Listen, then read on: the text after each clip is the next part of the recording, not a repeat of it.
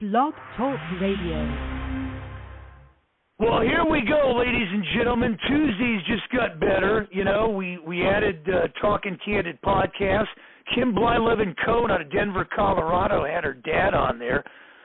Hall of Famer, broadcaster for 25 years, 22 years in the big leagues. Bert Blyleven making his way through, so we'll get him across the network if we can.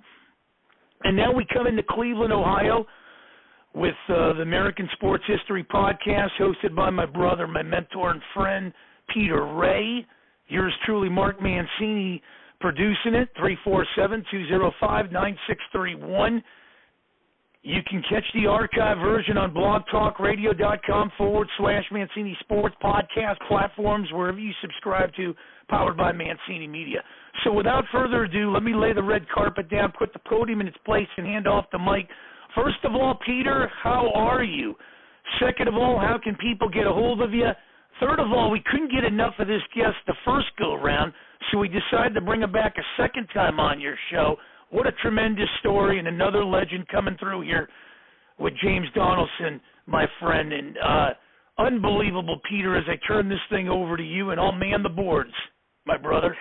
Hi, Mark. I'm doing well. I have a YouTube channel. I make history videos. That's my name. The channel name is my name, Peter J. Ray, R-E-A. And you're absolutely right. Last week, the listeners were clamoring for more of James Donaldson.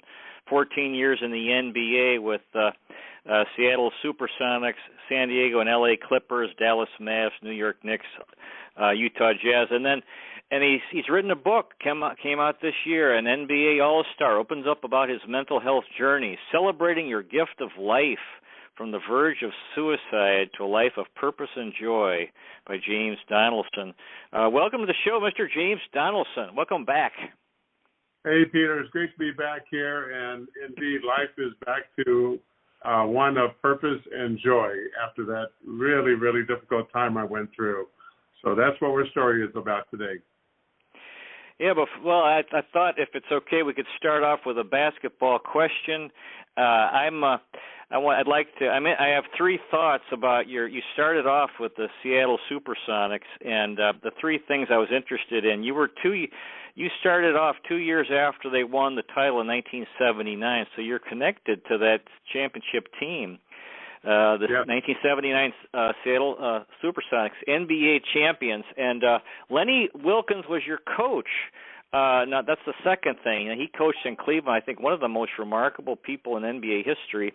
And the thing is, and Seattle lost the team. So they moved to Oklahoma City, which is really something. I'm really terrible. But so what are your thoughts? Those are the three things I was interested in.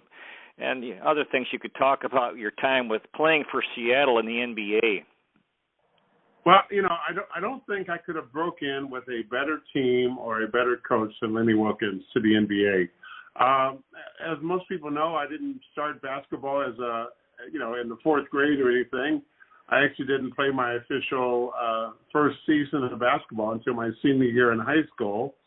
And then went to Washington State University and sat on the bench for the first couple of years, getting bigger, stronger, faster, meaner, lifting weights, doing all those kind of things, learning the game of basketball.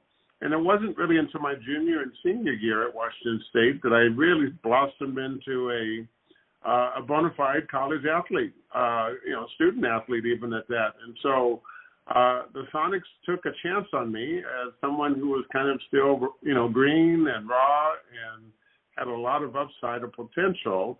I think my old coach, George Raveling from Washington State University, put a lot of good words in for me, saying that I was willing to be coached. I was, willing to listen, willing to work hard. And that was enough for the Sonics to take a flyer on me and say, wow, let's see what he can do. And just, I was a fourth-round draft pick, so it wasn't really a real high pick. Their two first-round picks were James Bailey out of Rutgers and Vinnie Johnson, the microwave, out of I think he's down in Texas. So those were the two first-round picks. I came in on the fourth round, and I didn't even come to the team that very first year that I got drafted. This was the year after the championship, 1979-80. I elected to go overseas to Italy to play my first professional year of basketball, which was a good move in hindsight. It gave me a chance to be on the basketball court 35, 40 minutes a night, honing my skills, rebounding, blocking shots, learning the game, scoring. And then I came back the next year and made the Sonics team in rookie camp and training camp against all the veterans. So, and what about, what can you say about Lenny Wilkins? Lenny Wilkins, he is the class among class. This is just one of the most wonderful men I've ever met in my life. Knowing him right out of Washington State University and as a rookie with the Seattle Supersonics, Lenny took me really and said, hey, you just follow instruction and you be a good teammate, a good player, willing to listen, work hard, continue working hard. No one knew where I would end up, how good I would be, but that was my beginning. And by the second year as the Seattle Supersonics, I broke into the starting lineup along with Jack Sikma and Lonnie Shelton, and we formed the imposing Winnebago Wall, they called us back then. Me at center, Jack Sikma at power forward, and Lonnie Shelton, of all people, 6'8", about 260 pounds at small forward. What are your thoughts on Seattle losing the Sonics?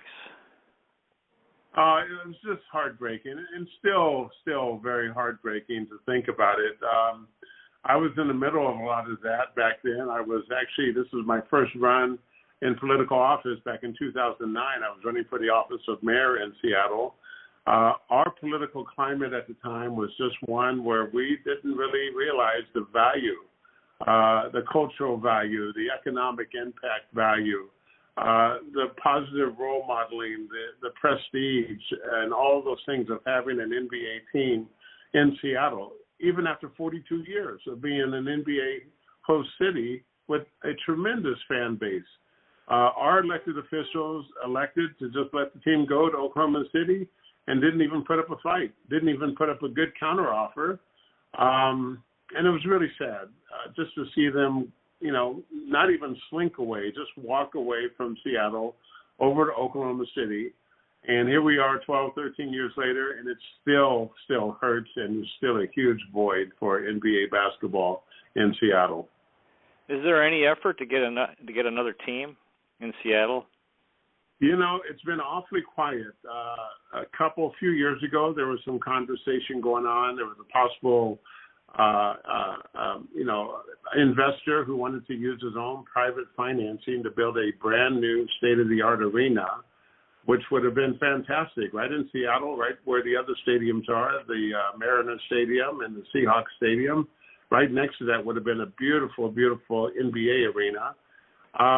But again, our political climate, our elected officials at the time just wouldn't pass the final pieces of legislature to let that go through.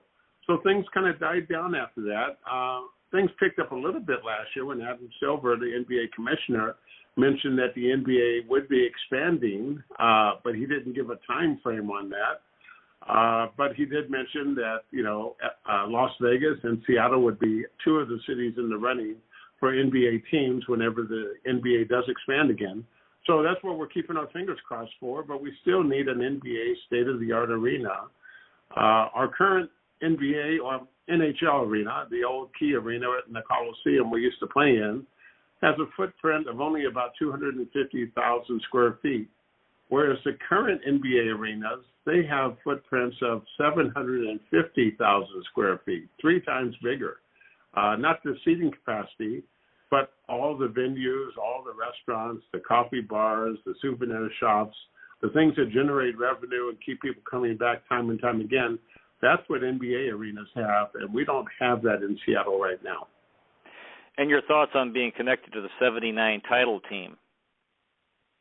Well, these guys were championship caliber players when I joined them the next year, playing with Jack Sikma, Lonnie Shelton, Gus Williams, who just had his 68th birthday yesterday.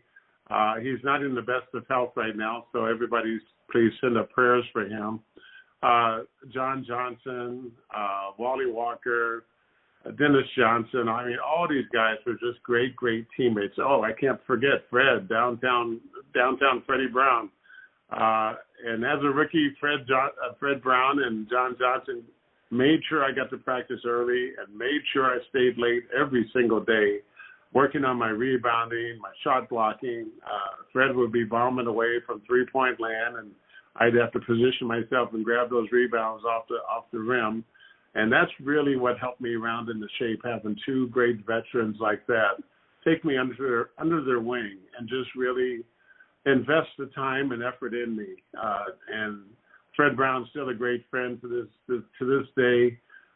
We lost JJ, John Johnson, several years ago as he passed away. But what two terrific teammates that I had to break in with.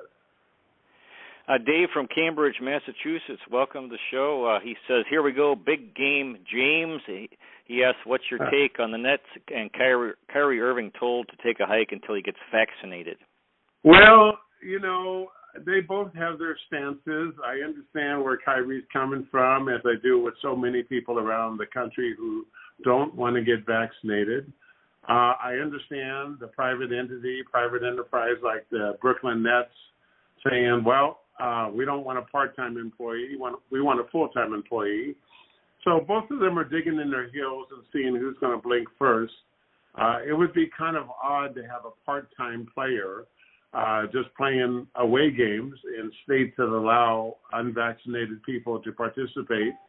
But, I went through this years ago when I was with the San Diego Clippers. I was playing with Bill Walton. And Bill Walton would be a law student at Stanford during the week, and he'd come down to San Diego and play on the weekends. It was the strangest thing, but, it helped me become a frontline first-team player, starting five player with the San Diego Clippers, and my career really took off from there. So these are the things that we have to deal with. Unfortunately, the whole vaccine protocol has just been so politicized. Here we are just ostracizing people, segregating people, demeaning people. Where is our freedoms that we cherish so much in our democracy? I understand doing things for the public good, but right now we have 60% of the country vaccinated. If you have the vaccine, chances are very, very, very slim that you'll get the virus. And so I'm to the point where I'm saying, okay, this is enough. Let's get back to normal. Randy from Woonsocket, Rhode Island, welcome to the show. Randy says, last time we had praise for Kareem Abdul-Jabbar, Moses Malone, and Hakeem Olajuwon. He asks, how about Mark Eaton, Artis Gilmore, and Jack Sikma? Well, Mark Eaton, unfortunately, as I'm sure your listeners know, passed away about 4 months ago this year, and it's really too bad. He was a fantastic teammate, a great, great man. Artis Gilmore, same thing, just a great person. I know both of them personally. We're all big left-handers, 7-foot left-handers, and we played that center position as well as anybody during the day. Jack Sikma was a kind of a unique kind of player where he had that reverse pivot jump shot that didn't really get off the ground, but he had such extension on it that nobody could really block it because of the way he reversed away from you. These guys are just great, great people. I mean, even more so than being great basketball players.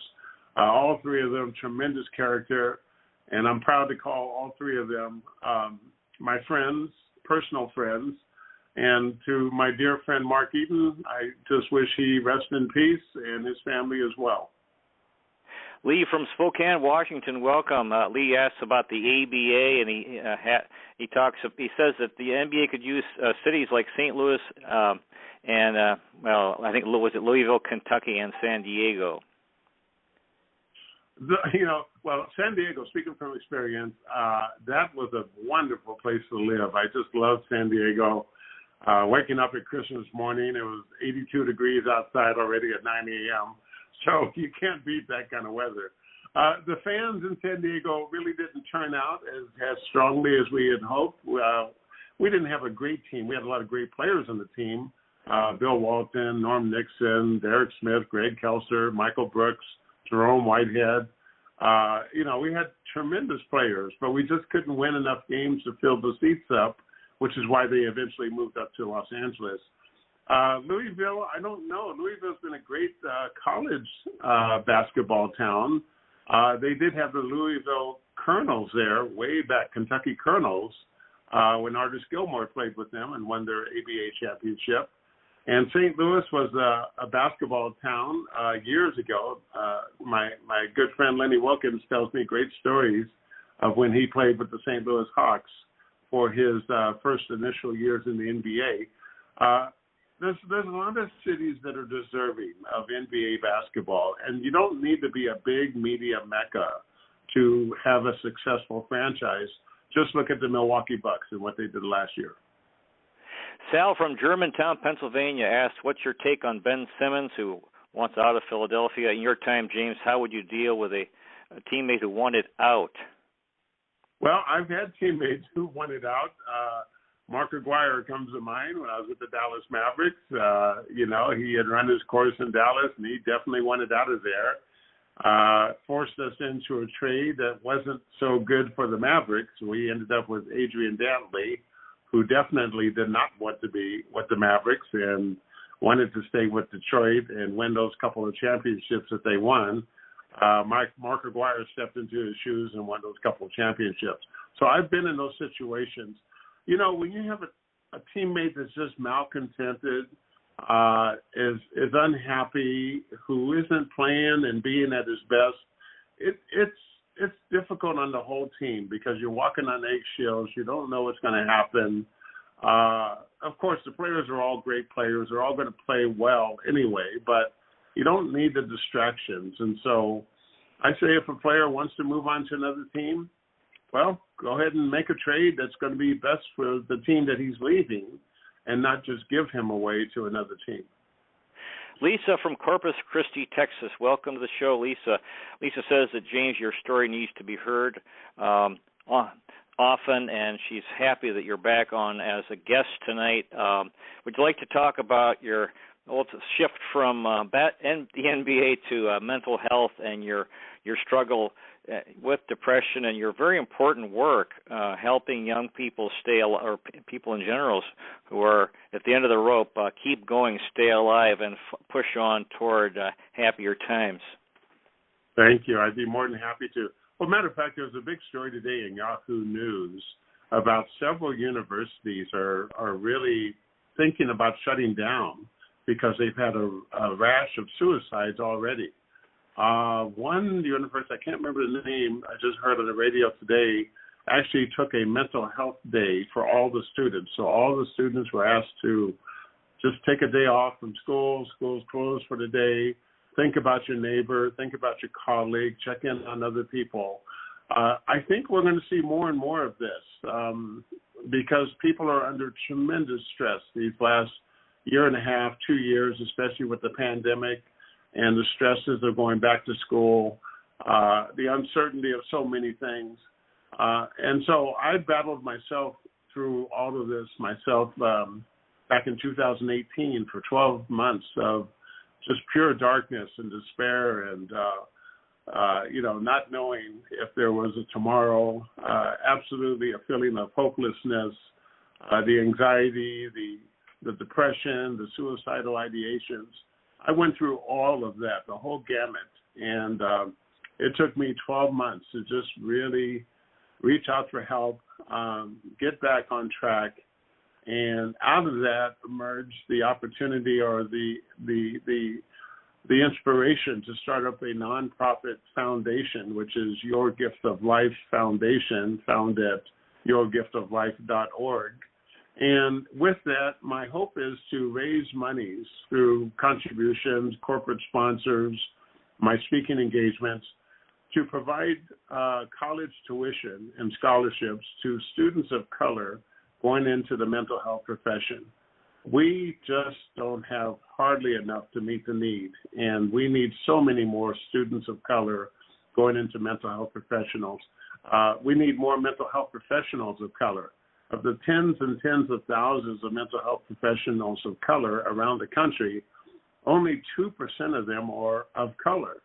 And that is very, very challenging for communities of color to feel comfortable stepping up and getting counseled and supported and helped by folks who don't look like them, who don't culturally relate to them, who may not have any idea of what their background and culture is all about.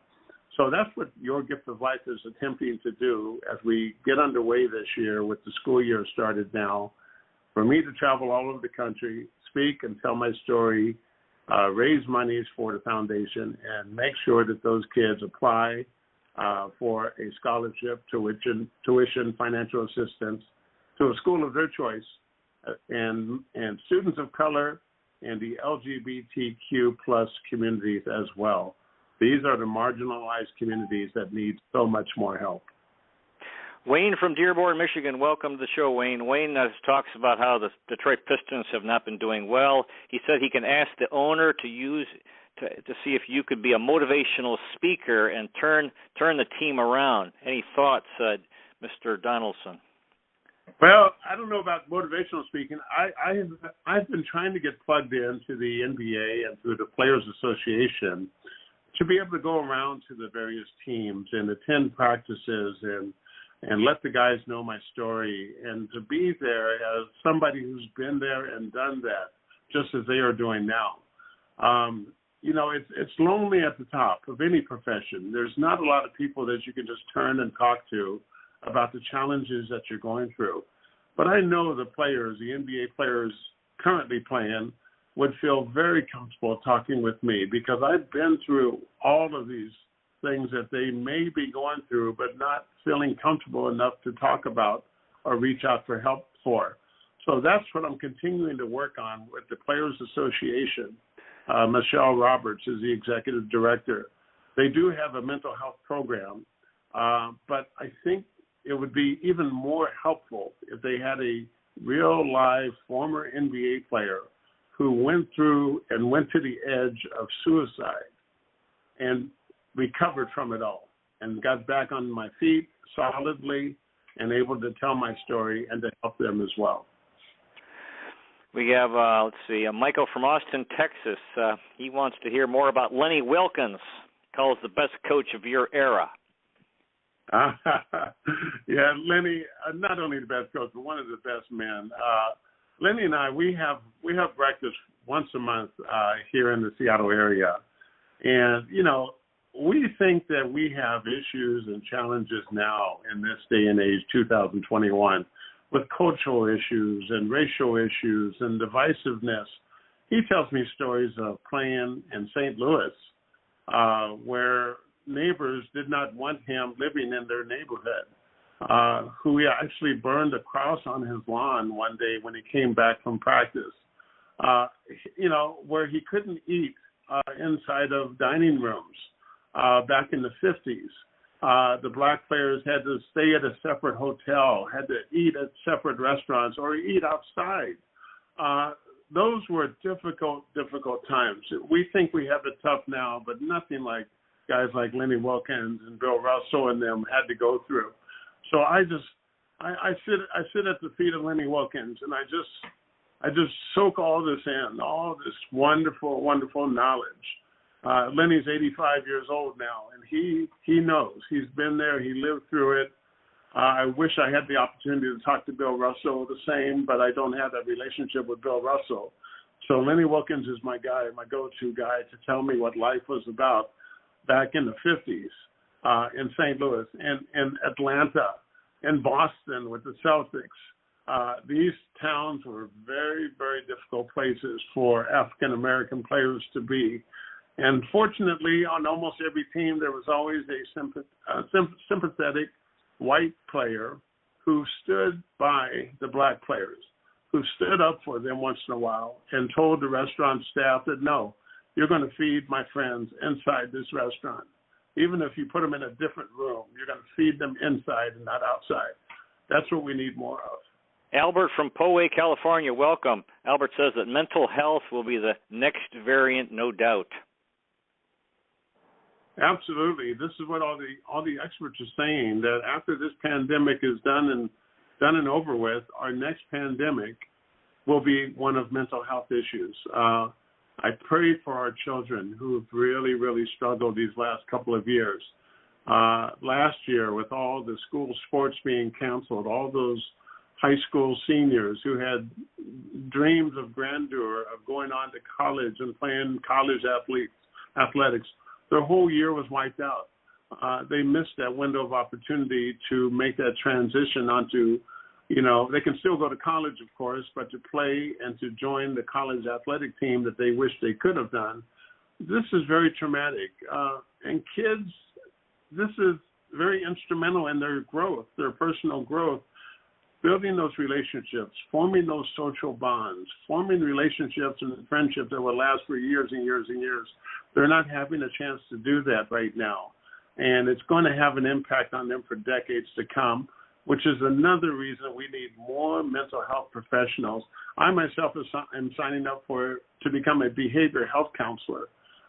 And that's something I want to be able to do, to be able to be there in support of anybody that calls me, and I can be a listening ear and a shoulder for them to cry on or lean on.